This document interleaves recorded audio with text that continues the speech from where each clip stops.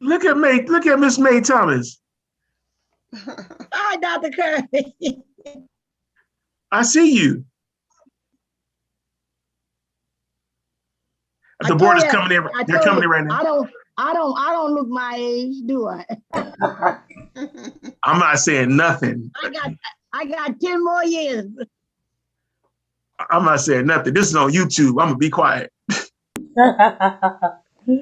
Good evening, Dr. Kirby. How you doing, sir? I'm doing just fine.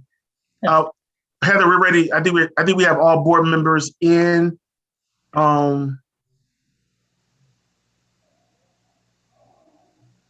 are you able to pin the board members?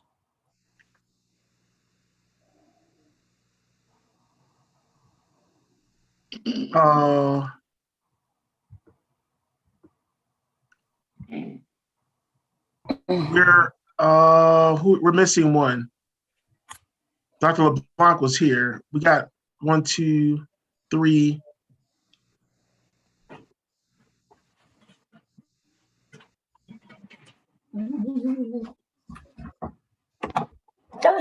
Sorry.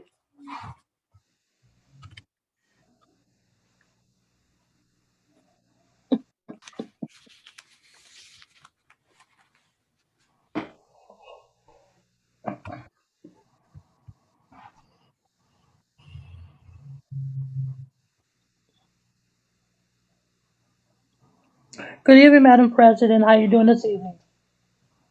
I'm doing great. And yourself? I'm great.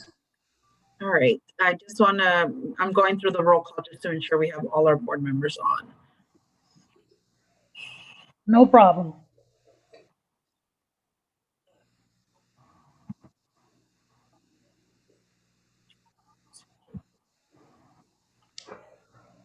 I don't see Dr. Little on my end, and I just want someone else to confirm.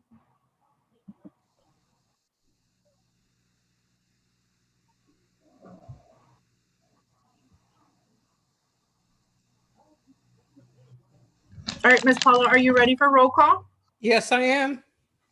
All right.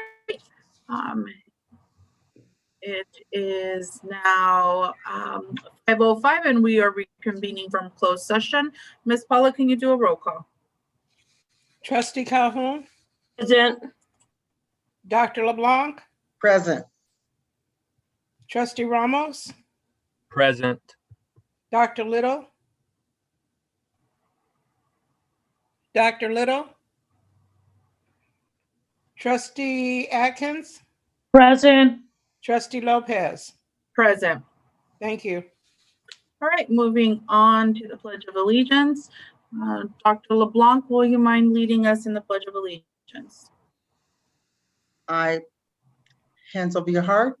I pledge allegiance To the flag of the United States of America and to the Republic for which it stands, one nation, under God, indivisible, with liberty and justice for all. Thank you for that. Moving on to item number 6, report of actions taken in closed session pursuant to Government Code Section 54857.1. We have nothing to report. Moving on to item number 7, approval of open session agenda. Can I get a motion? So moved. Second. It's been moved by Dr. LeBlanc and seconded by Trustee Ramos. Do we have any discussion? I have 2 corrections. All right. Do you want to note them down? Yeah, item 12.02, where it says academic senate report, it should also have a slash for Jasmine Phillips. So it's either Dr. Menadora or Jasmine Phillips. And then also on the POs on the board agenda, which is item number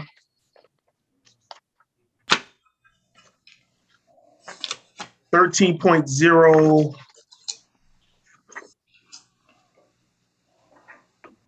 13.07, PO number 192100498 for Transfer Inc. That should be a PO date. Number again? PO number is 192100498. with transfer, it's a restricted account. Go up, right there. That one. And that where it says date, it should be 12/21/20. And that concludes my corrections. All right, Ms. Paula, do you have the 2 corrections that Dr. Curry made? Yes, I do. Thank you. All right, no problem. Do we have any further discussion on this item? Board members, starting with Trustee Ramos, No comment. Dr. LeBlanc, No comments, thank you. Trustee Calhoun, No comment. Dr. Little, No comment. Trustee Atkins. No comment. All right, Ms. Paula, can you do a roll call? Trustee Calhoun, Aye. Dr. LeBlanc, Aye. Trustee Ramos, Aye. Dr. Little, Aye. Trustee Atkins, Aye. Trustee Lopez. Aye. Thank you. All right, thank you. Moving on to recognitions. Our first recognition for tonight, we have board member May Thomas from Compton Unified. And I will pass on the baton to Trustee Calhoun. Thank you so much. Where's May Thomas' lovely, beautiful face? May Thomas has lived in Compton, California for about 56 years. She's a mother of 5. She's a grandmother of 10, I think. 15. No, 15. 15, that's right. And a great grandmother of 6. Going on 8. Oh, okay. See, I got 2 of them wrong. That's why we need to recognize people while they're alive. May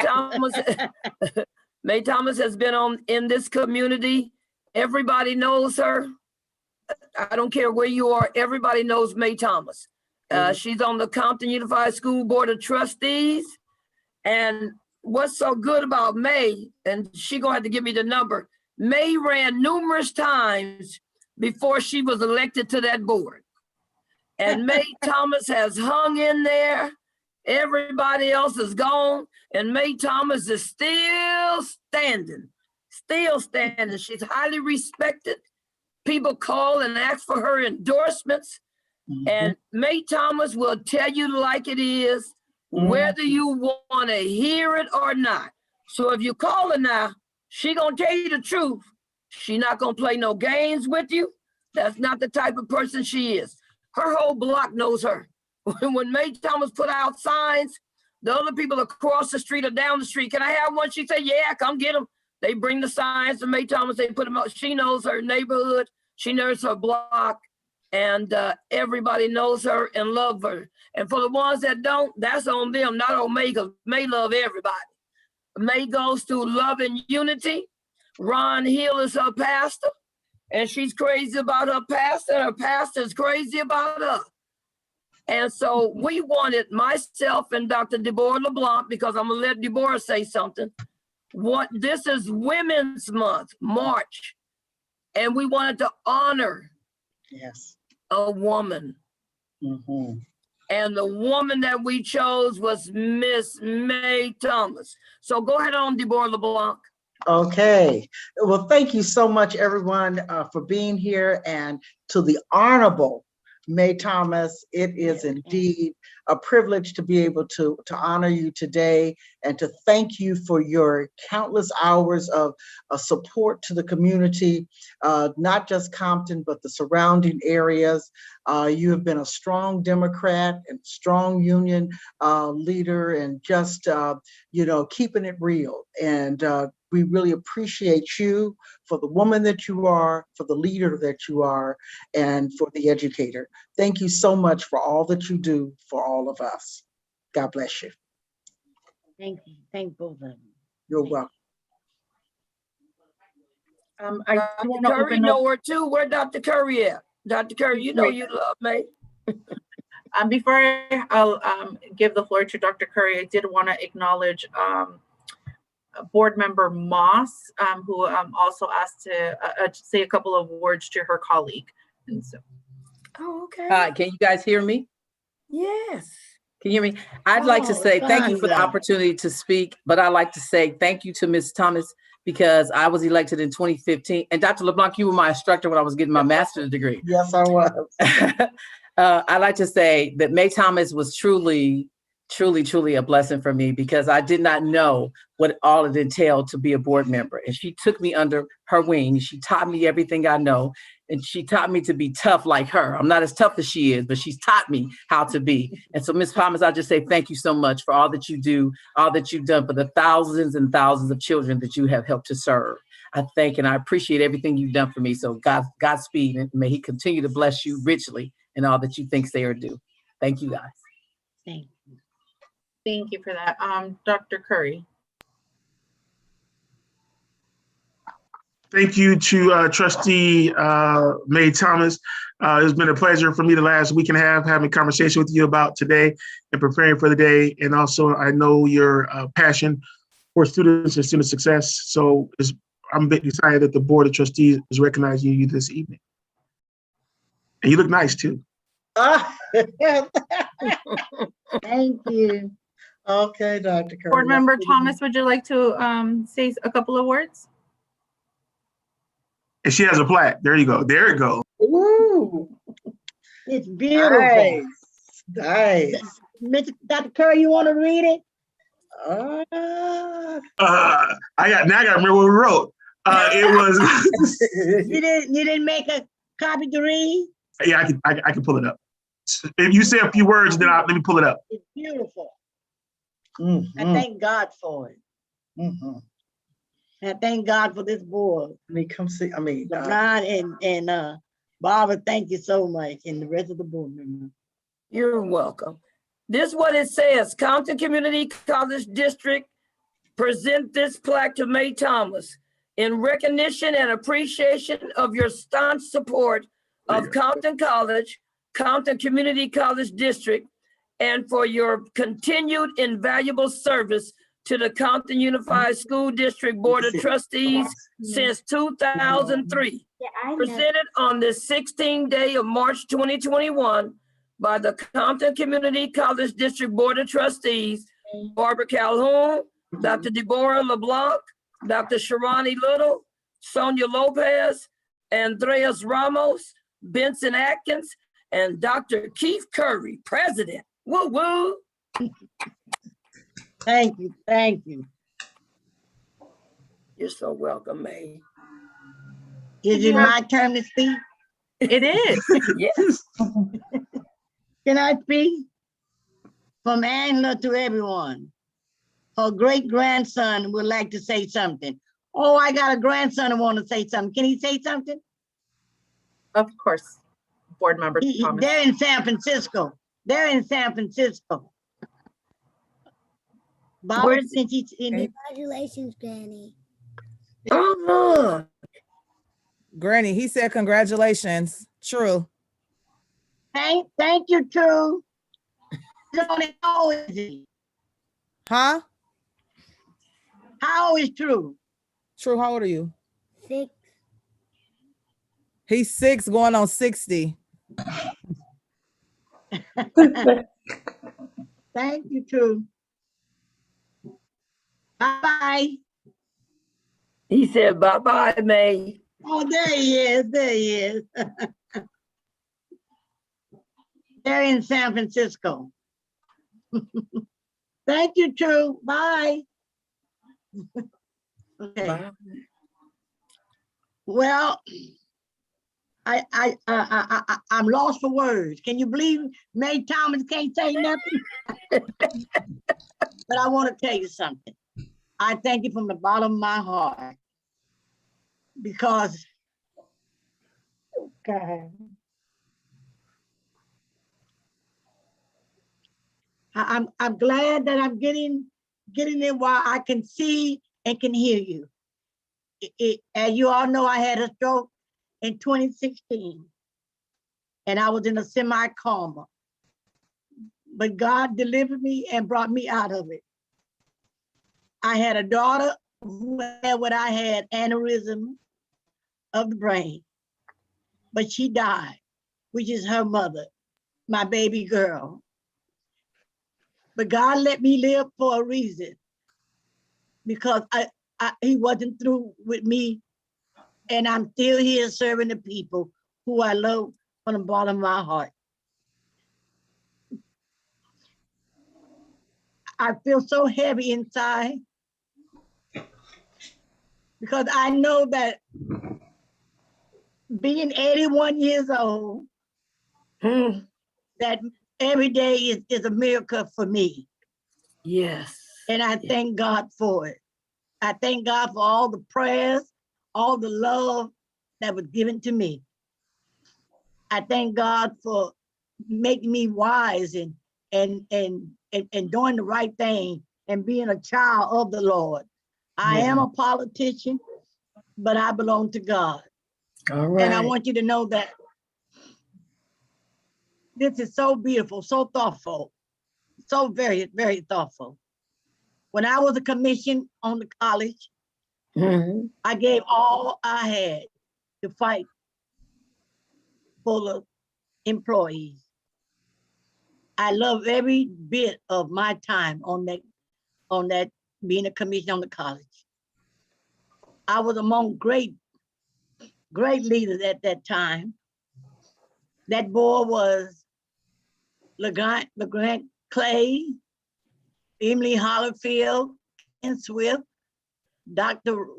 Amar Raw, Leslie Irvin, and Ken Swift. It was just, you know, and they're still here walking, serving the people. And that was a long, long, long, long time ago. But in my heart, and I want you to know this, when my time comes to say to all of you,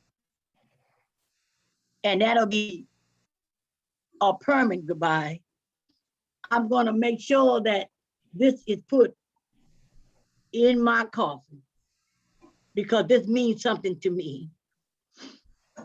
It means something to me. And I thank you from the bottom of my heart. I've been knowing Barbara a long, long time. I've been knowing Dr. LeBlanc a long, long time. And Bobby Anderson is here, who I call on Bobby for everything. Sometimes I think Bobby, it belongs to the family as a lawyer. There's nothing that Bobby can do and can't give you advice on, don't know. She's very smart. I thank God for all of you. I thank God for the board members,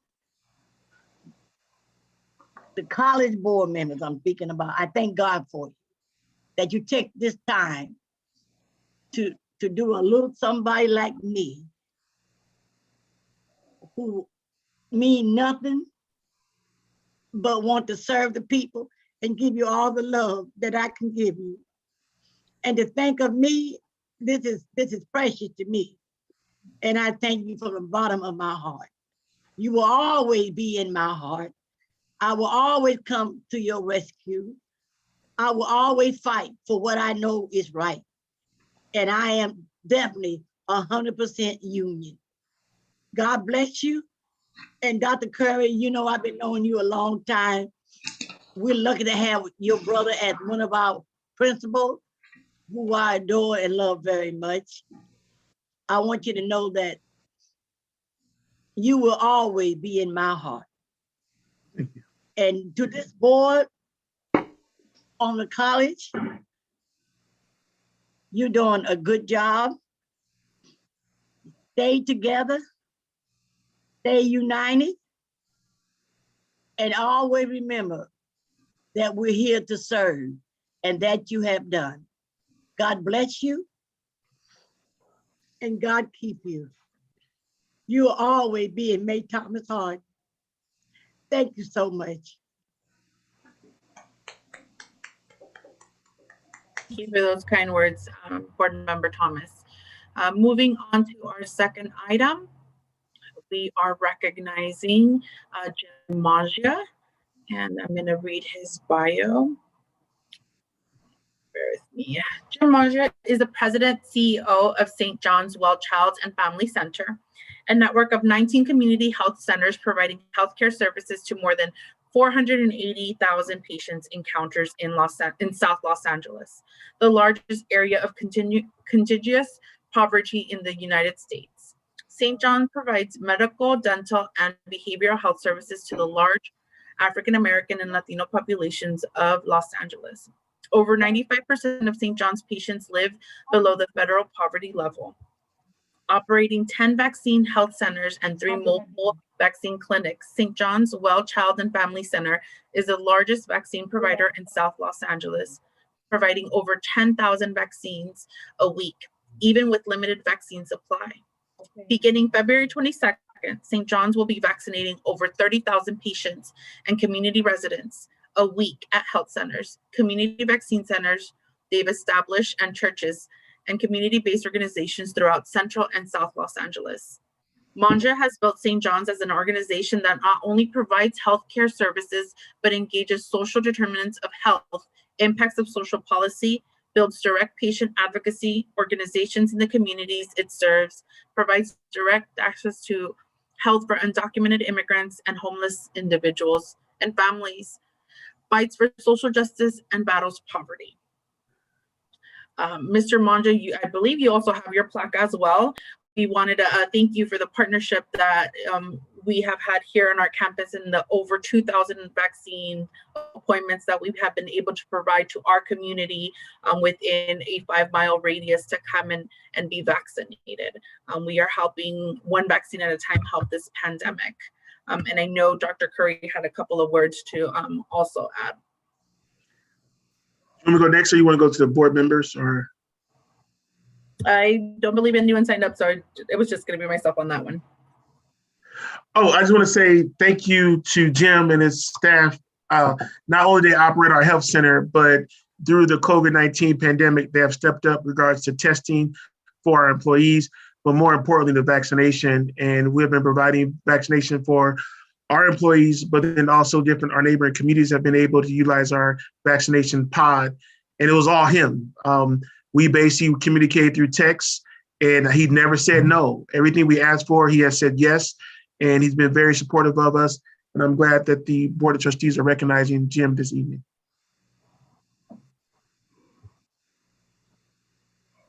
I think it's on.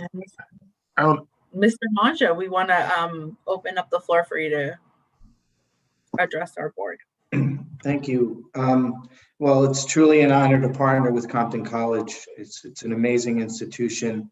Dr. Curry's leadership is really inspiring, and we work really closely, constantly, to make sure that there's more access to healthcare services, and now to the COVID vaccine, to the students, to the staff, and to the residents of Compton and the surrounding areas.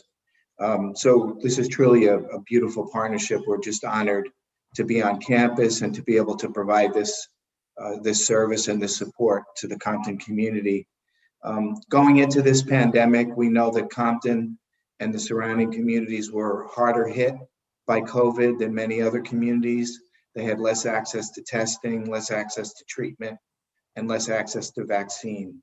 And so what this partnership is doing is breaking down those health disparities and inequities and making sure that the communities of Compton have access to the vaccine to save people's lives. To date, we've just been doing this for 3.5 weeks now. We're vaccinating 5 days a week at Compton College, and we've given 4,438 vaccines. And we're now increasing those daily vaccines to about 400 a day. So we're really honored to be part of this. We're honored to be on the campus of Compton College and have this partnership, and we're just truly grateful. So thank you. Thank you so much. All right, moving on to item number 9, request to address the Board of Trustees on agenda and non-agenda matters. Ms. Paula, did we have any submissions? Yes, we do. I have 3 from Gerald Warren of the Compton College Maintenance Department. All right, if you could please read them for the record. Certainly. After much consideration, I have decided to move on in my career. I am not resigning until I find another job. I have not been laid off or terminated. I will continue to work hard. The next one from Mr. Warren is a question to the board. Does the board believe in upward mobility for people with years of experience and certification, associate degree, bachelor's degree, or master's degrees in the maintenance department? And the third one, Mr. Warren submitted a copy of his certificate of achievement in plumbing from Los Angeles Trade Technical College in December 2019. That was for information. Thank you. No other requests. All right, moving on to item 9.02, Compton Community College District Board of Trustees future agenda items request. I will start off with Trustee Atkins, Not at this time, thank you. Trustee Ramos, No requests, thank you. Dr. LeBlanc, No request. Thank you. Trustee Calhoun. I'm sorry, I missed what you said. Is this for future agenda items? Yes, we are on item 9.02.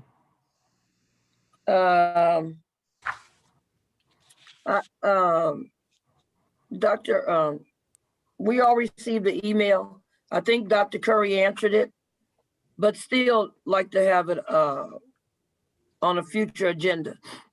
Can you be specific on the item that you're referencing? The email that we all received and Dr. Curry answered it about when somebody graduates from Compton College, putting exactly what they, putting exactly what they graduated for, so that when they get ready to go for a job in that category, their diploma, their degree will show that they was in psychology, auto mechanics, nursing, stuff like that. I'd like to see that on a future agenda. And that's the only one for right now. That's the only one I can think of for right now. Sorry. All right. Dr. Little? Yes, the only thing that I would want to add is the conversation about repairs during our downtime and whether or not there was any discussion or is there a way in which to do that? That's all. All right. Thank you very much, board members. Moving on to item number 10, Board of Trustees meeting minutes for February 16, 2021, Board of Trustees meeting. Can I get a motion? So moved. Second. It's been moved by Trustee Ramos and seconded by Dr. LeBlanc. Do we have any discussion? Trustee Atkins. No discussion. Trustee Ramos. No discussion. Dr. LeBlanc. No discussion. Thank you. Trustee Calhoun. Yes. Where's Dr. Curry? Right here. Oh, okay. Dr. Curry answered my question. It had to do with the minutes that were typed up. And so thank you, Dr. Curry. I did see the email.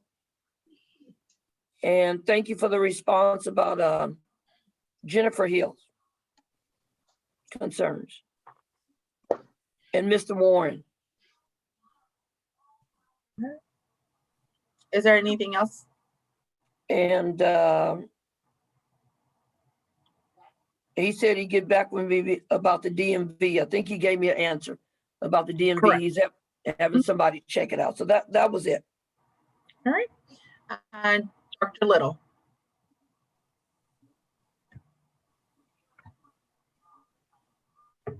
All right. Seeing no further conversation, moving on to item number 11, presentations. The first one for 11.09, Compton College Financial Aid. Dr. Curry. Sorry, President Lopez, my web went out. I didn't have anything else, right? Okay, thank you. No problem. All right. Good evening, ladies and gentlemen of the board and Dr. Curry. This is Keith Cobb. I'm the Director of Financial Aid here at Compton, and I would like to give you an update. Next slide, please. I would like to update you on the CARES Act, which has changed its name to HERF 1, and some financial aid awards updates. As you know, it's been almost, or actually a year this week, hasn't it, that we entered into the pandemic. And with the pandemic, the Department of Ed had allocated some emergency funds to colleges across the United States. Compton College was allocated $2.5 million. And of that $2.5 million, Dr. Curry graciously allocated $1.5 million to students in emergency grants. And the guidelines for students to be eligible for that grant basically was to be enrolled in at least one unit and show financial aid hardship. So effective spring 2020, Compton College issued out 1,389 grants to students. In summer, 579, in fall, 711, and in this past winter, 160. As for financial aid this year, as of about 2 weeks ago, we have dispersed about $2.5 million in Pell Grant, $65,000 in the Supplemental Educational Opportunity Grant. There's $119,000 in direct loans, and that's with the subsidized and unsubsidized. The Cal B program and the Cal C, these are Cal grants strictly to California students. For Cal B, $147,000, Cal C, $6,000, and just the difference, Cal B is basically for freshmen incoming to college. So when they first enter college, they're either granted a Cal B. Cal C is for vocational major students already in a vocational program. And then Cal A was a new grant that came out for students with dependents, Cal B and Cal C as well. And then there's the Student Success Completion Grant, and that's on top of students who receive the Cal Grant. If they take 12 or to 15 more units or 15 above, they can qualify for more money as well. Along with the emergency funds that came out, there was a nursing grant that came out that we offered 20 students, and up to 7,000 was the total of those. And then there was a foster youth grant that came out as well, and we were able to award 15 foster youth guardian scholar students that award. Over the past couple months, within the spring semester, the financial aid has been giving virtual workshops on financial aid, on how to complete your application and so forth.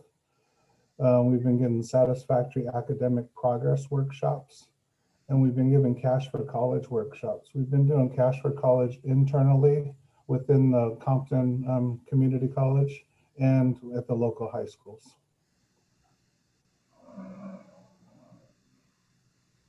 And I leave the floor for questions.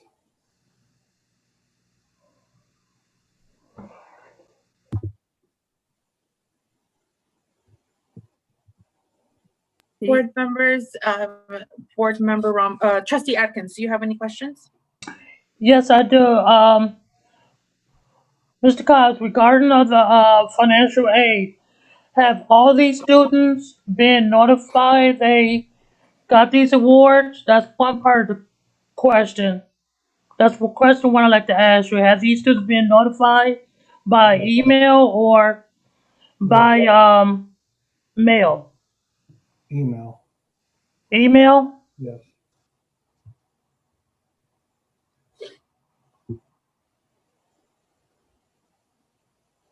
Okay, I believe there was a different question.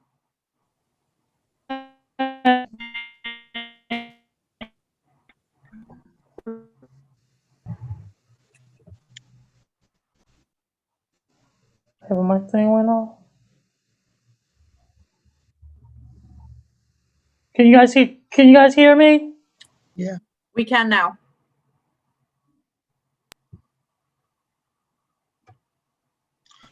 I think I'll go to the next representative and then Trustee Atkins when your connection's back up. I can. Yeah, I lost connection. Oh, there you go. Trustee Ramos, do you have any questions? No questions. Thank you for the report. Thank you. Dr. LeBlanc, do you have any questions? No questions, but thank you for the report. And it was very good that you had the information on the CARES distribution and being able to show us the breakdown since last year and seeing our increase with the spring distributions was very informative. Thank you. You're welcome. Thank you. Trustee Calhoun? Yes, can you go back to page 5, please?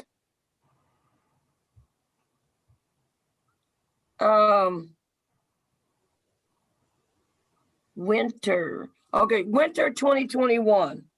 You have 160 students at which is the money is 48,000. Correct. Is there, I know we've been on Zoom and online classes. Is there a reason for the drop of students from the spring of 2020, the summer, and then the fall, and now it's the winter? What is the reason for the major drop? Winter's a smaller term. We haven't awarded spring yet. So spring 2021, there'll be a huge increase. Okay, so spring 2021 will be an increase? Yes, ma'am. And when did spring end? June something. I don't know the exact date. Spring ended in June of 2020? No. Are you asking for spring 2021 or spring 2020? Ma'am? I'm just going by what you have on this. It says winter 2021. Yes. And I see 160 students Yeah. at $48,000. I was asking you about the low amount of students. You explained that it's because winter is always the lowest, correct? Okay, so winter being the lowest is always like that? Every winter is always like that? Or how do we reach the students for that? I'm just asking because I don't know. So winter is a shorter term. I believe it's like a month. How we reach the students, I'd have to defer that to maybe the counseling or missions and records. I'm sorry? You asked me how we reach the students. I don't have an answer for that question because it's based off of the enrollment. So I would have to defer that to somebody else.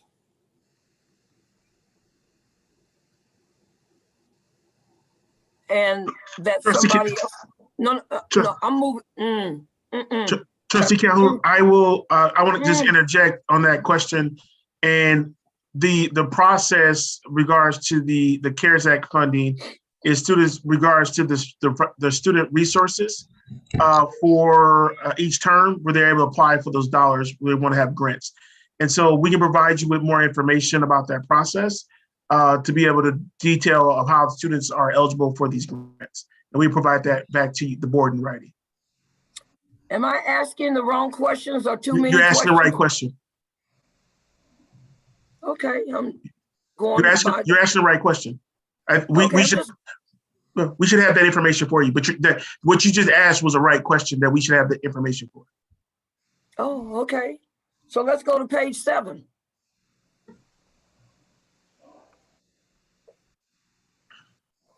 On page 7, it says, okay, wait a minute. How many students attended each one? Okay, the virtual workshop. Okay, so you have the virtual workshop, you have the Satisfactory Academy Progress, SAP, and then you have the Cash for College. Does it say how many students attended each, or do you know? I do have that number, but not with me. Huh? I do have those numbers, but not currently in front of me.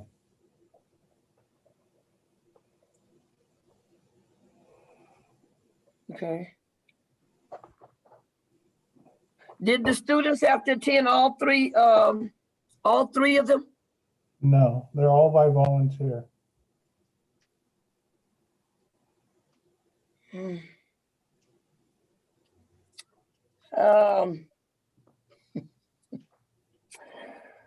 I think go to page 8. Is there a page 8? Or is the question, oh, there's questions after that. Okay, that's okay, it's something else. Dr. Curry, I would like that information on the questions that I just asked. I would like to have that information, please. Yes, we will provide that to you prior to the next board meeting. So that means if you have follow-up questions at the next board meeting, you can ask that, but we'll provide it to you prior to the next board meeting. Will I get an answer? Yeah. Okay. For the presentation. You had two questions, Trustee Calhoun. The first question was regards to the students who are enrolled who received emergency aid. What was, you wanted to know how these students identified for the program and what was that process? And then you also want to know about the number of students who participated in the workshops. You want to know the data. And I will take it a step further, not just about the workshops this spring, but also ask about the workshops last fall. Thank you. But I do thank you for your report. That was some detailed information about where the money went to, and I do appreciate that. Thank you so much. You're welcome. Thank you. Dr. Little? If I can go back a couple of slides, please go down just a little. Yeah, right there. In terms of students, and this may be a moot point, in terms of because of COVID, and we know that we had some drop off with attendance, did it impact the financial aid? Extremely. It goes hand in hand. I'm sorry, I can't hear. I'm sorry. I'll turn it up. Go ahead. Yes, it had a large impact on students because our enrollment is low, so it goes hand in hand with students receiving financial aid. And so if students can get their courses, does their award carry over, or is it use it for that semester? And even if you only take 8 units, for example, there's no carryover? That's a great question. So it is based off enrollment. There's a half-time, 3/4 time, and full-time. And if they don't use it, it rolls over to the next year and to the following year until they exhaust all their funds. Okay, thank you. You're welcome. Thank you very much for your presentation. Thank you. Moving on to item 11.02, Compton College Transfer Center. So I would like to introduce this presentation today, where we have Dr. Cesar Jimenez, Dean of Counseling and Guided Pathways, and also Teresa Barragan Chavia. I always get this name. Transfer and Career Counselor at Compton College. I'd like to turn it over to them to provide the presentation. Came close. Good evening, Dr. Curry, Board of Trustees, and guest. I'm hoping everyone can hear me okay. If not, please give me a signal. Okay, all right. My name is Teresa Barragan Echeverria, and I am the Transfer and Career Counselor at Compton College. And Dr. Jimenez is also going to join if there's extra questions after I'm done presenting. So we'll go on to the table of contents. Today, these are all the points that I will touch on. And let's go ahead and begin with our services, which is on slide 5. Oh, excuse me, our mission. That's important to cover. So the mission of the Transfer and Career Center is to provide advising and activities for students to strengthen their transfer and career opportunities at Compton College and beyond.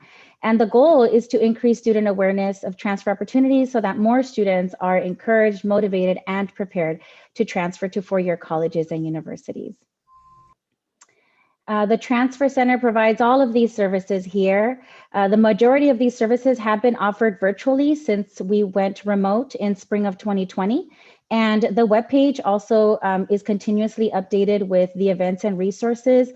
So the workshop days, the university rep visits that are meeting with our students virtually, or the counseling services and counseling advising that we offer. We had a virtual fair. I'm going to touch on that in one of the slides coming up. And there's also links to virtual tours at all of the UC campuses and at many of the Cal State campuses so that students can take virtual tours, since unfortunately we've not been able to do that in the last academic year. In fall of 2020, which is actually fall is considered peak season for the Transfer Center. During the fall of 2020, there were several opportunities for students to receive information and assistance with the transfer process, such as workshops with assistance for the applications to universities. Most of our students, as you'll see in the next few slides, that they applied to the Cal States and the UC. So I and several other staff, counselors, and advisors helped with presenting these workshops via Zoom. The university systems also held campus weeks. So this was like in addition to the transfer fair that we held, each system, the Cal State, the CSU, and the UC, as well as the Association of Independent Colleges and Universities held campus weeks. So it was a great opportunity for students to be able to keep in touch and informed on all of their options. We had several university reps that specifically reached out to provide services to Compton College students virtually, of course, and these are the reps. And so Irvine, the peer mentor from Irvine and UCLA reached out, and several other campuses as well. On the next slide here, so here's some information I'd like to share that the Fall Transfer Fair was hosted. We did that through Zoom, and it was truly a success despite the limitations of using Zoom. We had 58 students participate, and 48 college university reps made themselves available for the Compton College community. We used Zoom rooms, and so there were several sessions that made up the transfer fair, separated by system. So there was a few CSUs in one room, a few Cal State University of California reps in another, another Zoom room with private university reps and so forth. So that's how we successfully offered our virtual transfer fair in the fall of 2020, specifically November. Here you'll see that 98% of survey respondents who attended the transfer fair either strongly agree or agree that by attending the transfer fair event, they are more aware of transfer options. And on slide 9, with regards to being more knowledgeable of college university requirements, over 95% of transfer fair attendees agree or strongly agree. During the winter session, I held 2 next steps workshops, and during these workshops, I review important information regarding universities, such as deadlines related to enrollment services, enrollment confirmations, transcript, financial aid information, orientation to the university. I have several other dates planned for next steps workshops that will be offered this spring semester, and those dates are listed on the online college calendar and as well as the Transfer Center webpage. In partnership, the Transfer Center, and still on that slide number 10, in partnership, the Transfer Center also promoted the events held by the National College Resources Foundation and the California Community College Transfer Guarantee Project. Those events were held during the week of February, and they continue through the spring semester. Okay. So please excuse us for, on this slide here, for not having the most up-to-date data related to independent out-of-state transfers. But according to the fact book, the total number of transfers to California private universities was 46 students in 2018-2019. And the total out-of-state transfer numbers for the 2018-2019 to out-of-state is 68 students. The most popular CSU campuses continue to be Cal State Dominguez Hills and CSU Long Beach for Compton College students. This slide, you'll see that in 2018-2019, there were 236 total transfers to CSU. Please note that the total number of transfers was lower in 2018-2019 because the cohort methodology changed to include only those students who have completed 12 or more units at Compton College in the previous year. To be aligned with the California Community College Chancellor's Office Vision for Success metrics. On slide 14, in 2018-2019, the total UC transfers was 38 students, but again, this goes back to only those who completed 12 units or more at Compton College in the previous year. Also, please note that the tilde represents that there are counts of less than 5, and so this number is suppressed to maintain privacy. Overall, there were 388 total transfer students in 2018-2019. And again, referring back to the change in the methodology, this is why the number is different and actually has gone lower. This slide shows data for ADTs from 2017, but as a counselor, I continue to see that these continue to be popular ADTs. Please note that we will collect the information about the more current and top 10 ADTs and provide this information to Vice President Martinez for follow-up. And what's happening next in the Transfer Center? So the Transfer Center Advisory plans to review the mission statement, and we would like to strengthen collaboration across the TSTs, the Charter Success Teams. We also plan to provide training on transfer and career counseling. This is something that I offered last year in collaboration with our articulation officer. We also will continue to provide classroom presentations. Every semester, this is an option. And Dr. Jimenez has actually taken the lead on the ADT CSU Program Mapper project. Counselors, department chairs, and deans from Compton College have met with Dominguez Hills, Cal State Dominguez Hills partners during the summer and fall 2020.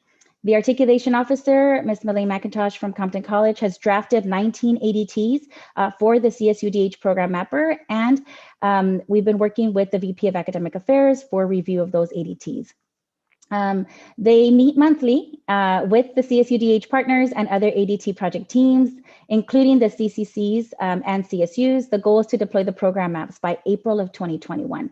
We've also met with Loyola Marymount and Pomona College representatives to discuss partnership programs such as the Transfer Admission Guarantee for LMU or with LMU. And part of these discussions were about articulation, opportunities, resources, programming, campus visits, scholarships, and financial aid options. Thank you. And are there any questions? Trustee Atkins. No questions at this time, but very good presentation, a very good job to Dr. Jimenez and his team. Thank you. Trustee Ramos. And just thank you for this report, for this update. I really appreciate it. Dr. LeBlanc. Thank you very much for the presentation, and I have no questions. Keep up the good work. Trustee Calhoun. Yes. Hi. What a fantastic report. And I guess that you knew that I was probably going to ask this question and you already answered it, but I wanted to go to page 8.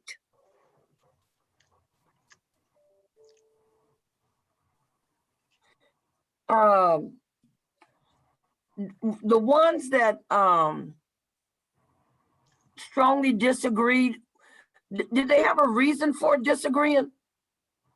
Or did they like inform you why they disagreed? They do not. The survey doesn't offer an opportunity for additional comments. It's just a straight question. And then they rank their, or they choose their answer. But that is something that's a great question. I'd like to bring that up to our transfer advisory for maybe an update to our survey. Right, so that, maybe with the ones that did, and this is a great ratio, very, very good. But maybe for the ones that disagree, maybe there's a reason why they did it. And maybe if it's added, that maybe they can make like the comment optional, you know what I'm saying? And I don't know if the survey lets you do that. I don't know, but I'm just saying. When you go to page 9, let me see if I had the same thing. Yes. So would you go to page 12, please? And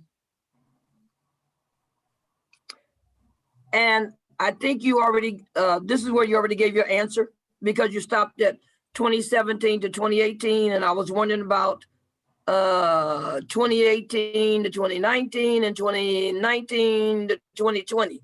Will that be later? Yes, and we'll provide the update to Vice President Martinez. Okay, go to page 13. Let me see if that said the same thing. Yeah, at least that went up to 2018, 2019. The CSU transfers. The year went from 2018 to 20, okay. And so the next time we'll get it all the way up to the end. That was all. I very good, thank you. It answered all my questions, and I was just curious about the years, and you already laid it out why they're not there. Thank you, Ms. Teresa Barragan. Like Yes. Lynette Barragan. Okay, thank you, Ms. Barragan. You're welcome. All right, moving on to Dr. Little. Yes, just a couple of questions. Thank you guys so much for the report. In terms of the number of eligible transfer students, or at least like a year out of transfer, I mean, how do you all determine, can students come to these at any point, or is it a targeted outreach? Is that your question to a specific event, or? I'm just saying, for all of the transfer center programming, do you all track via data who is entering or who is nearing transfer, and then back design the work? So if I'm a semester away or a year away or so many units away, that you begin to check in to see, one, do I have the requisite courses, or two, am I aware of these programs because of the timing? Yes, and I may ask Dr. Jimenez if he has some additional input to give here, but my understanding is through CRM Advise, we're able to do some in-reach to students based on number of units and certain criteria. In terms of actual data, that's from the Office of Institutional Effectiveness and Ms. Lawrence Asenko's office. And I know most recently, really recently, we got access to the National Clearinghouse information, but I'd have to defer to other individuals to answer that question.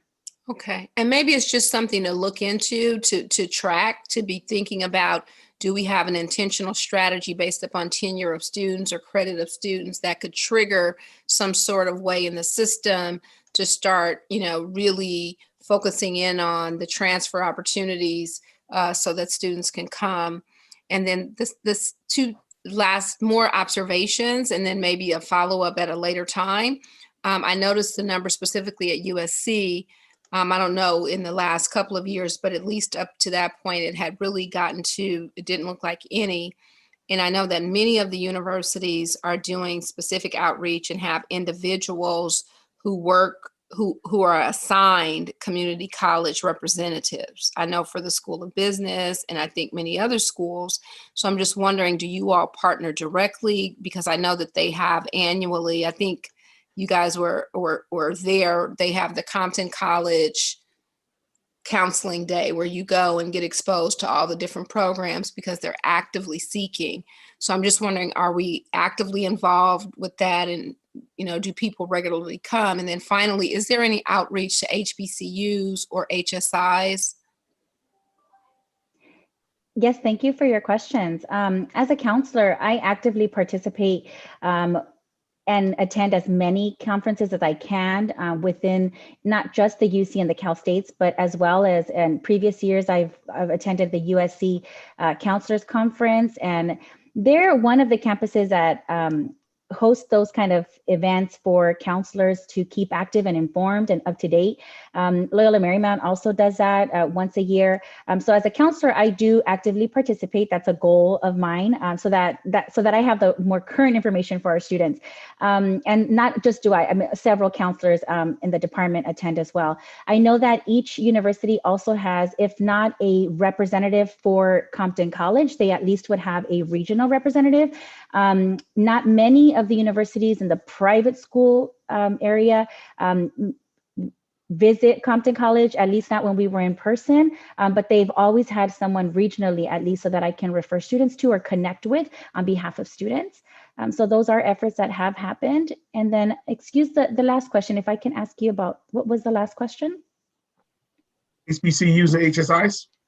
Oh, yes, HBCUs and HSI. So in the past, we've actually taken students on tours to HSI, for example. This was pre-pandemic. HBCU, I actually work closely with Helen Young and the Transfer Project, the CCC Transfer Project Guarantee Program. She's based at El Camino College, but she serves as a statewide lead for HBCU and the Guarantee Program to HBCUs for all California community college students.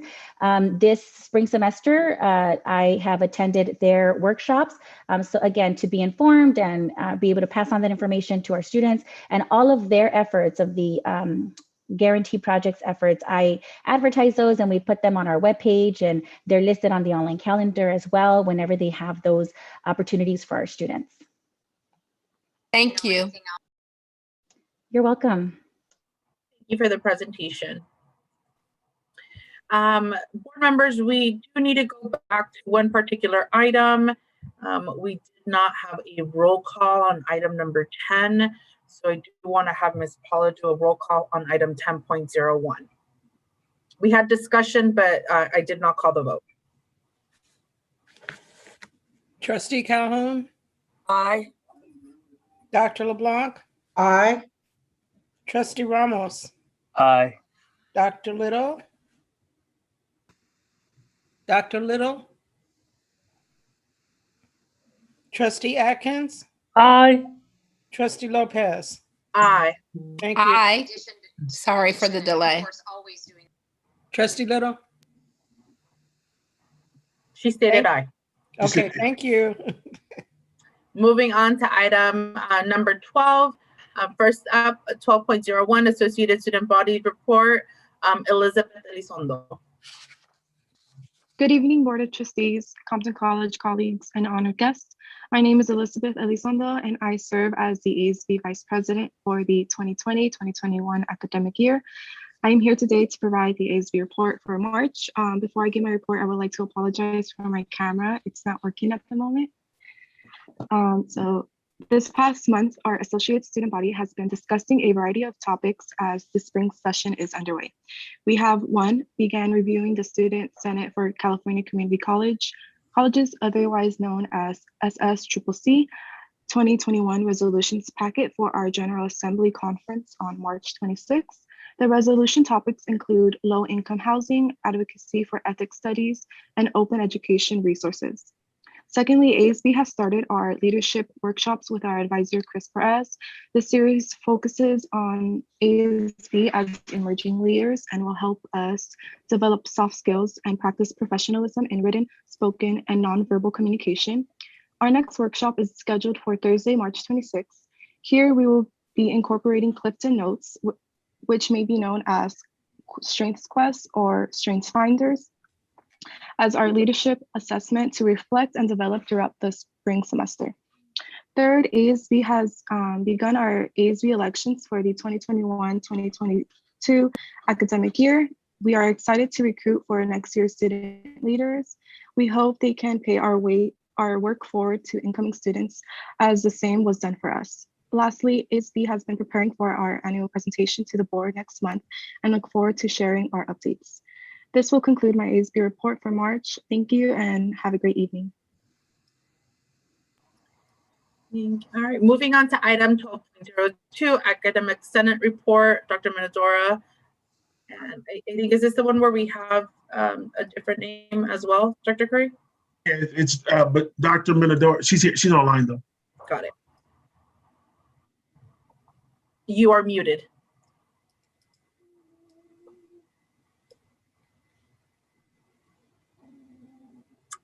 Heather, can we unmute her? You're unmuted, but we do not hear you. It's on. I know, but I think she was talking and we couldn't hear her.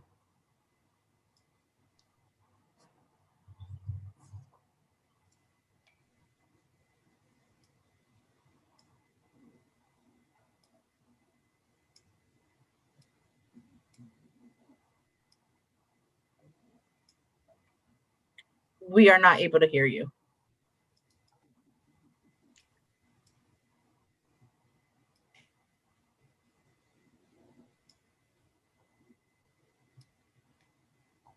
I'll let you work through the tech difficulties and I'll call on the next person and then I'll circle back with you.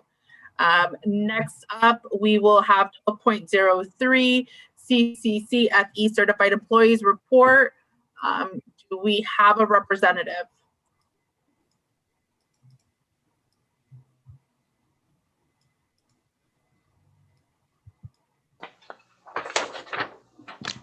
Not see anyone.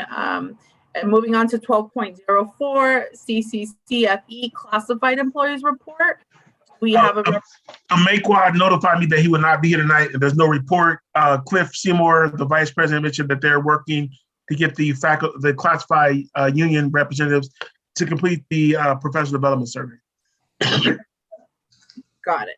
All right, so then let me go back to our Academic Senate report. Are you able to hear me now? Yes, we are. Okay, thank you so much. Not sure what happened there. So there are just a couple of items that I would like to update the Board of Trustees on regarding the Academic Senate. One of them is we're back in session and starting to review quite a few policies that are due for review this year. So our committee has been quite busy with that. The second one is that our Academic Senate passed a resolution for the Board of Trustees to consider naming Cesar Chavez, which will be March 31st, as a campus holiday. So back in 2014, President Barack Obama named this a commemorative holiday. And given that we are an HSI or Hispanic Serving Institution, we have a student population of over 60% Latinx students, and their culture is valuable to us. We respect their culture and we honor their heroes as well. So to that end, we would like for the board to consider adopting Cesar Chavez as a campus holiday in order to honor our students. Also, Cesar Chavez was an activist for social justice. He held deep respect for human dignity, which are values that I hope all of us embrace here at Compton College. In a similar fashion, Glendale Community College, for example, and they have a student population that is 37% Armenian. And in order to honor them, they adopted the Armenian genocide as a campus holiday. So we figured it would be wonderful if we were able to also honor our Latinx students. And that concludes my report today. Thank you. Moving on to item, bear with me, number 13, consent agenda item. Can I get a motion? So move. Second. Didn't catch the second. Deborah LeBlanc. Okay, got it. It's been moved by Trustee Ramos and seconded by Dr. LeBlanc. Do we have any discussion? Trustee Atkins. No discussion. Trustee Ramos. Yes, I had a quick question under 13.04 curriculum actions. All right, just give me the item number and we'll go back to the official. Okay, 13.04. I don't want it pulled. I just had a question. It's a discussion. Got it. Anything else? No, that's it. All right, Dr. LeBlanc. No items. Thank you. Trustee Calhoun. Oh, yes. All right, do you want to give me the numbers first? 1307. 1310. 1311. 1314. 1319. And that's it. All right. Dr. Little, do you have any items to discuss?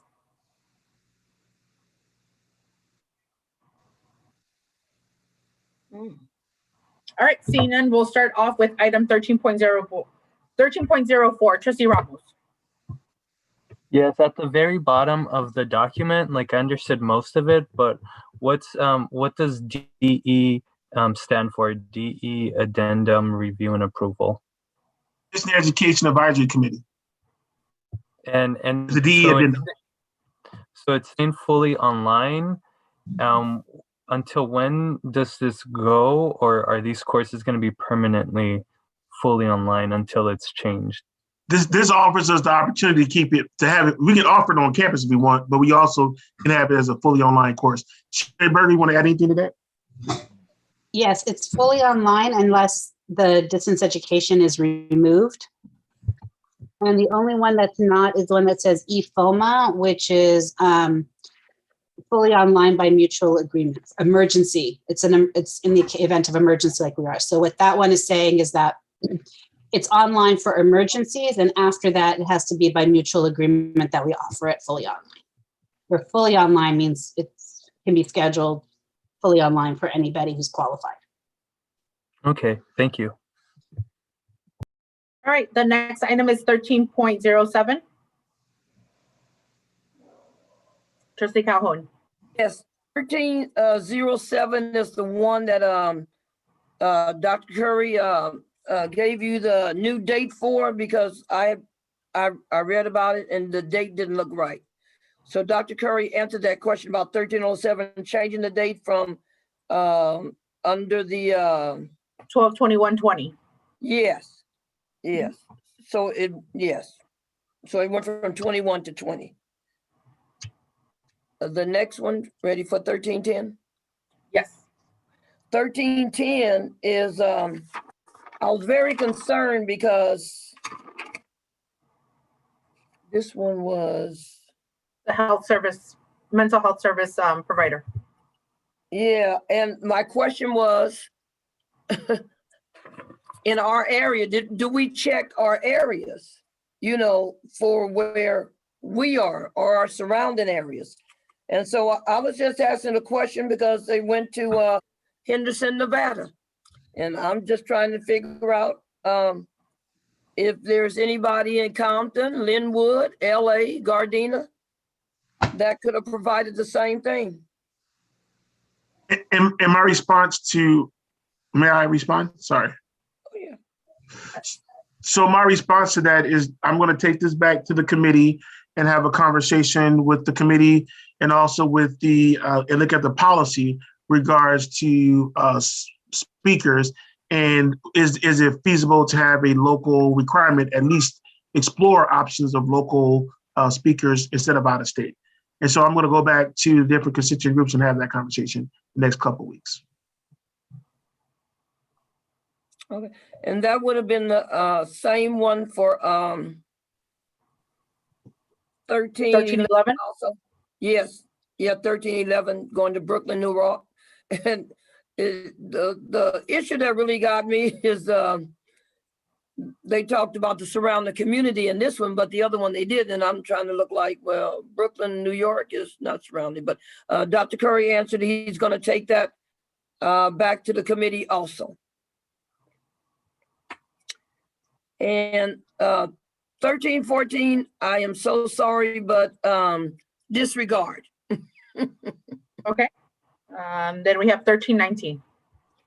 1319, wait. Mr. Kelly, want me to help you on that one? Yes.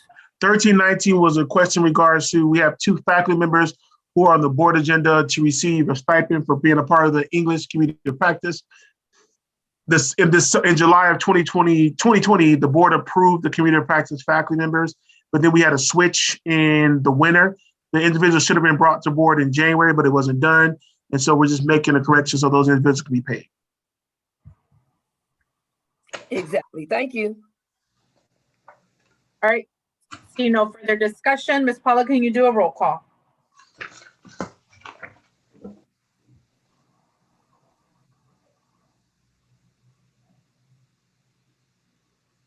Ms. Paula?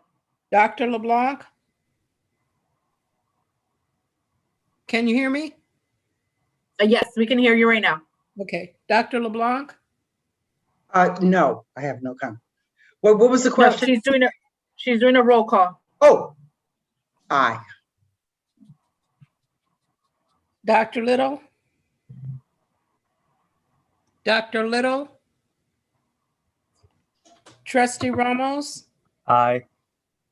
Trustee Atkins? Aye. Trustee Calhoun? Trustee Calhoun?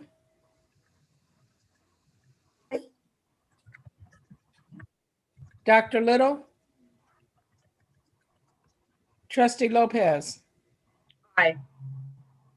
Thank you. right, moving on to item number 14, action items. The first up, we have 14.01, 2019-2020 Measure CC General Obligation Bond Audit and Performance Audit Reports. Do I have a motion? So moved. Second. It's been moved by Trustee Ramos and seconded by, I heard Dr. LeBlanc first. Do we have any discussion? Trustee Atkins. No discussion. Trustee Ramos. No. Dr. LeBlanc. No. Trustee Calhoun. No. Dr. Little. All right, Ms. Paula, can you do a roll call? Trustee Calhoun, Aye. Dr. LeBlanc, Aye. Trustee Ramos, Aye. Trustee Atkins, Aye. Dr. Little, Dr. Little, Trustee Lopez. Aye. Thank you. Board members, I want to ask if we are okay with moving forward and putting a motion to vote for items 14.02, 14.03, 14.05, 6, and 7 as one. Yes. And we would vote individually for 14.04. Yes. So it's the yes is being moved. I still It's need a been second. moved by LeBlanc. Second. Seconded by Trustee Calhoun. Thank you so much. Do we have any discussion? Trustee Atkins. No discussion. Trustee Ramos. No discussion. Thank you. No problem. Dr. LeBlanc. No discussion, President. Trustee Calhoun. No discussion. Woo. Dr. Little. All right, Ms. Paula, can you do a roll call? Trustee Calhoun, Aye. Dr. LeBlanc, Aye. Dr. Little, Trustee Ramos, Aye. Trustee Atkins, Aye. Trustee Lopez. Aye. Thank you. No problem. Item number 14.4, Administrative Services, Compton Community College District Resolution number 0316-2021B, budget transfers, augmentations for fiscal year 2020 and 2021. Can I get a motion? So moved. Second. It's been moved by Dr. LeBlanc and seconded by Trustee Calhoun. Do we have any discussion? Trustee Atkins.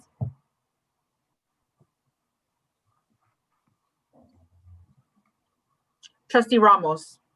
No discussion. Thank you. Dr. LeBlanc. No discussion. Thank you. Trustee Calhoun. No discussion. What? Dr. Little. Seeing no discussion, Ms. Paula, can you do a roll call? Trustee Atkins, Aye. Trustee Ramos, Aye. Trustee Calhoun, Aye. Dr. LeBlanc, Aye. Dr. Little, Trustee Lopez. Aye. Thank you. Thank you. Moving on to item number 15, discussion and action. 15.01, Board Policy 2761, Board of Trustees recognition. Actually, Dr. Curry, under 15.01 through 15.04, do you have any specifics you want to give us? Yeah, so for 15.01 is just an update regards to emails to the board about recognitions. If the board is okay with this, I'll move forward now with creating a administrative regulation so it's clear how individuals are recognized by the board and the process for that. 15.02 is our update on the trustee fellowship. This is our timeline. We have a report that's due to them, and then they want us to add for a special meeting to go over the plan. I'm requesting for them to let us do it at our April 20th meeting instead of having to call for a special meeting. So I just want to make sure the board was okay with that because I'd rather have it done at a regular meeting than calling a special board meeting to work on the project. But I want the board to be okay with that before I move forward. Sounds good. 15.03 is the update on our FTS and where we're at. I know individuals have concerns about our FTS and what we're doing. We're working on new different initiatives based off enrollment management plan regards to enrollment, but I continue to say regards to the COVID infections, deaths, and vaccination in our community, our number one priority has to be the health and safety of our students and also of our community. But our enrollment will increase, and I'm very confident about that, especially with our new buildings coming online. But we're moving forward with new initiatives for enrollment. One of the major initiatives is creating a call center on campus for students to be able to call former students to encourage them to come back to Compton College. And then also we're increasing our advertising in our local newspapers. This Thursday, I have an op-ed piece that's coming out in the LA Sentinel that will be published, and they have pictures of the college as well that's going to be included. So I'm excited about where we're at and how we're going to move forward. And then item 15.04 is the basic needs and success update.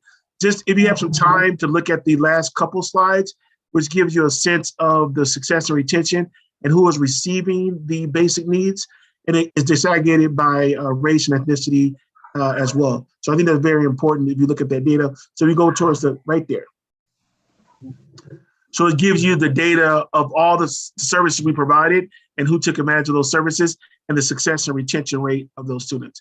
I think this has been very helpful as we move forward. And I'm really excited that we're doing headphones now for our students. And if somebody asks a question, do they have to return the headphones? No, they get to keep the headphones, but we have a process in place as based to it. But I'm glad that we have headphones that are available to our students. And so the key is to continue to encourage students to take advantage of these resources. And that's the discussion information items. Discussion / action items. And just to confirm that neither one of them require a vote? No, the only one I needed action direction for was 15.02. Got it. And so we will schedule that for our next board meeting just to reiterate the conversation. All right, moving on to, there's nothing to report for item number 16. Moving on to item number 17, board policies and administrative regulation. Board members, I will call upon you if there's any particular policy that you would like Dr. Curry to expand on. Trustee Atkins? No question, thank you. Trustee Ramos? No, I'm good. Thank you. Trustee Dr. LeBlanc?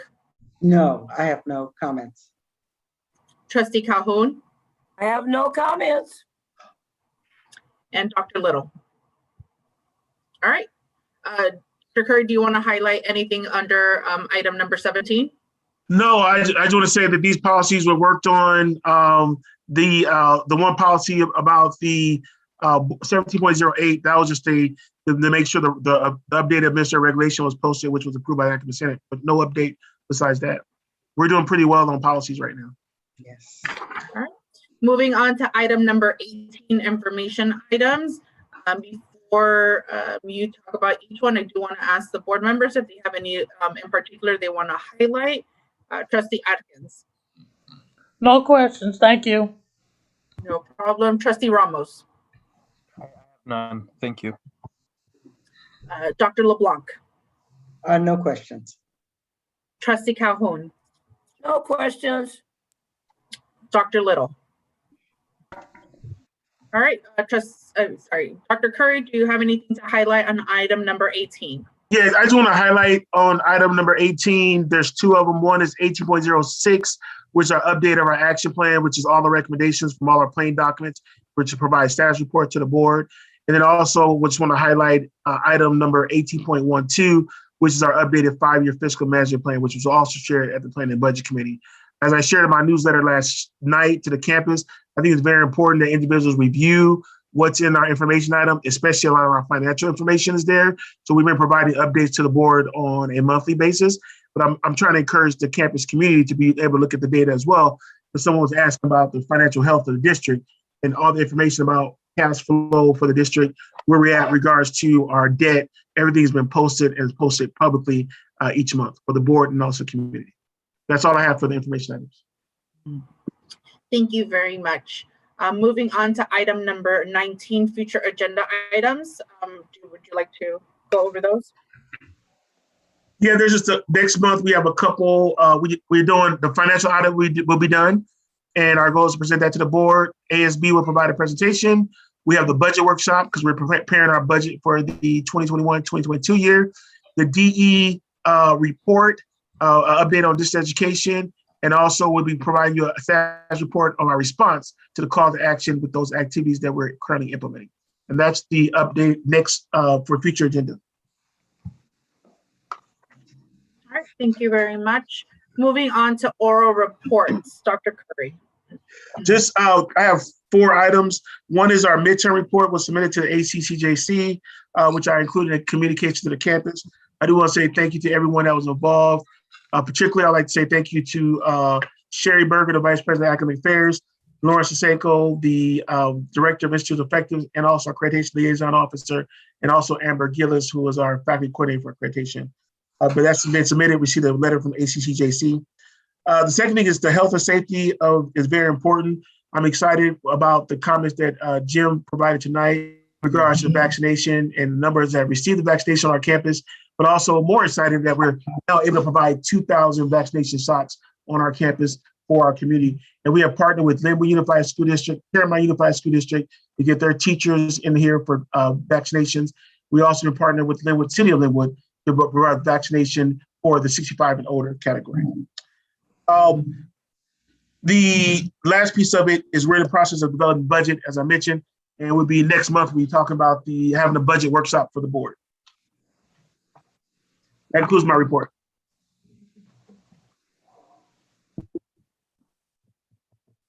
Thank you. I want to open it up to Trustee Atkins. No question, thank you. All right, opening it up to our board members. I would like to start off with Trustee Ramos.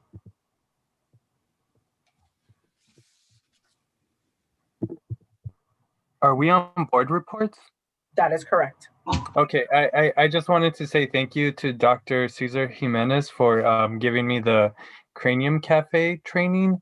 And also, I just wanted to report that I had an interview with Dr. Adriana Kazar from USC. She interviewed me for the Chancellor's office, and she had questions about like the 5 strategic initiatives, and I answered those questions, and about my experience with the role of the special trustee. And that's all I have to report. Thank you. Thank you so much. Dr. LeBlanc? Yes, thank you.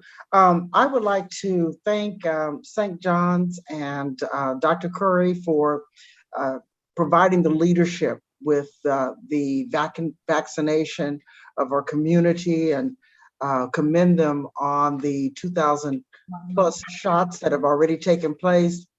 And also to especially thank our community college district for opening up the doors to Paramount Unified School District to be able to allow residents and teachers and so forth from the Paramount community to come in and have their shots.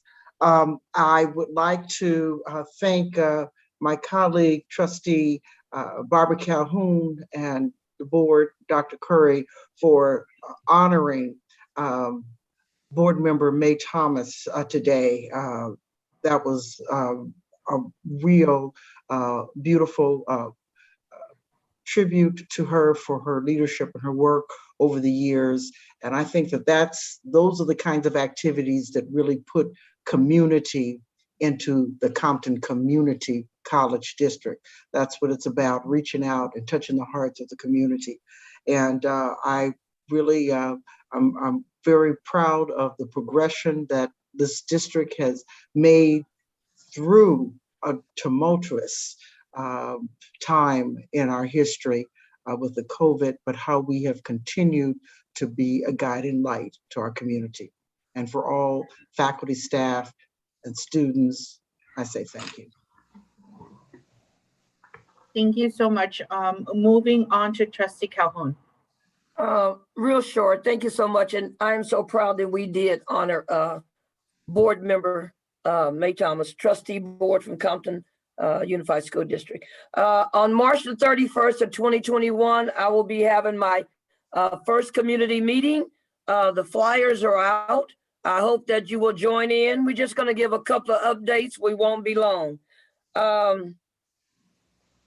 don't know if this is the correct way to say this, but you know, we have been this college, our college, has been very good to the Major League Baseball Urban Youth Academy Foundation. We have been very good to them for all the years that they've been here. And I just like to say, I wish they were a little kinder to us. I used to come on the field at Compton College over there with the Urban League, and my grandson, before he was killed, would come over there with Coach G, and they would play, but they wouldn't be able to play long. But every time I saw the children, they weren't our children, they weren't our Black and brown children from our communities, Compton and stuff like that. They came from other areas and they played on our field, even though we lease it to Urban Youth Foundation. And I know that we don't have a word to say what they can or how they can do with it. I understand all of that, but you know what? We have Black and brown children in our area that love to play baseball, love to slide, love to do it all. And it's really a shame that we cannot get the Major League Baseball Urban Youth Foundation really on board with assisting our inner city children with baseball. I say that respectfully. When I was on the city council, I used to work with Coach G, Gerald Pickens, and he told me about all the players that played at Gonzalez Park, Jackie Robinson Stadium. And you know what we did? I asked Coach G, could he get those players back? And we called it a Reviving Inner City Baseball. And all those players came back on the day of the event. And we had their names on a big cardboard, big old white cardboard out in the field all around. And Daryl Miller was there. And Mr. Daryl Miller was there, and he was able to get on the stage and he was able to talk about how important it is for baseball and for our inner city youth. And I'm just so sorry it doesn't follow through with what it was. And I don't know if you know, Dr. Curry, they had an event over there at a baseball field. And when they were supposed to receive a trophy, I don't know if you guys remember Don Buford and all them, and they were all supposed to be there for that trophy, and they were all let go. And it's really a shame that they weren't honored with that trophy when they won all those awards. So the person that really helped me a lot was Coach G. And I never can say this man's name is Takahama, but I know I'm saying it wrong. Takada. I know I'm saying it wrong. It's I think it's Takagaha, Doug Takahama. And they all helped me and assisted me, but maybe we can do baseball someplace else, and maybe our inner city youth will be invited. Maybe it's a new day and a new dawn, and maybe the urban baseball will actually open it up to our inner city youth. Thank you.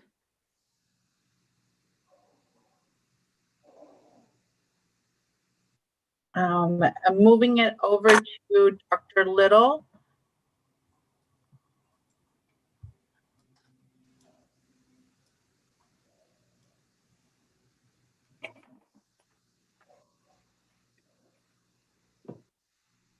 I have nothing to report on my end. Give me a second. For item number 12, if the board members don't mind indulging, item number 12.02, even though we are already on item number 19 and about to close, we do have Ms. Phillips here that wants to give a report. And so we can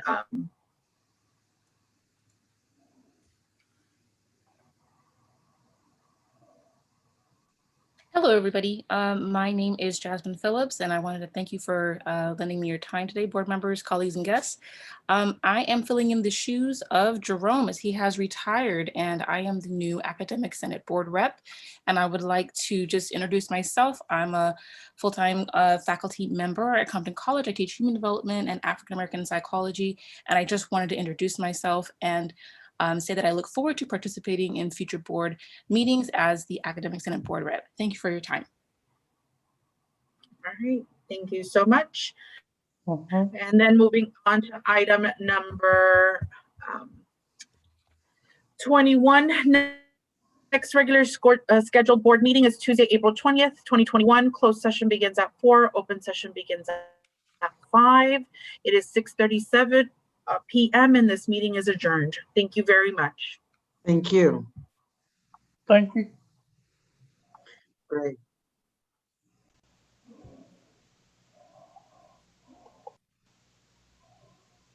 Hi, Jean. Well, hello,